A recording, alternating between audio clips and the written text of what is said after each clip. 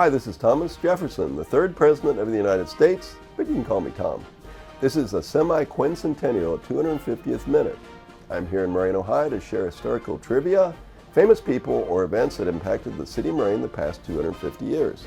If I ask you, under which president the state of Ohio was admitted to the United States, most of you would say, me, Thomas Jefferson, back in 1803.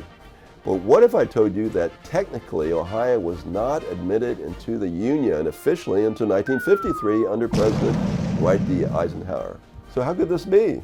Ohio is known as the 17th state admitted into the United States from land that was part of the Northwest Territory. Ohio was the first state carved out of the old Northwest Ordinance laid out way back in 1787.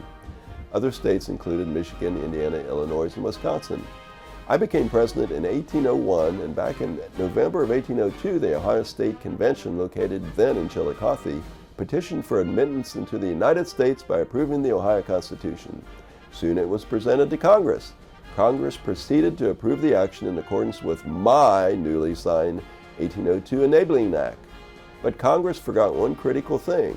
They neglected to ratify the Ohio Constitution. Whoops! Sorry, Ohio, I guess I overlooked that too. In 1953, 150 years later and 31 states later, some Ohio teachers traveled to Washington, D.C. for the 150th birthday of Ohio. They went to the Library of Congress to look up old documents. Aha!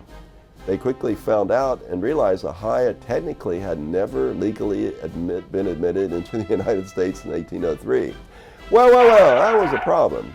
So without congressional approval of the Ohio Constitution back in 1803, the land that is Ohio, that was formerly called the Ohio Territory. So in 1953, when the Ohio statehood issue resurfaced, an Ohio congressman introduced legislation to grant statehood to Ohio.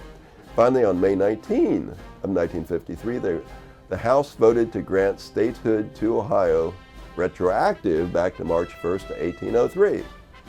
So Moraine residents, ponder this. If Ohio officially became a state in 1953, the village of Moraine came into being just 4 years later.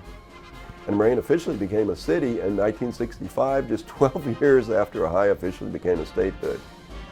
And here I thought that Ohio became a state way back when I was President of the United States. Oh, well, I goofed. I am Thomas Jefferson, and that was a semi-quincentennial 250th minute.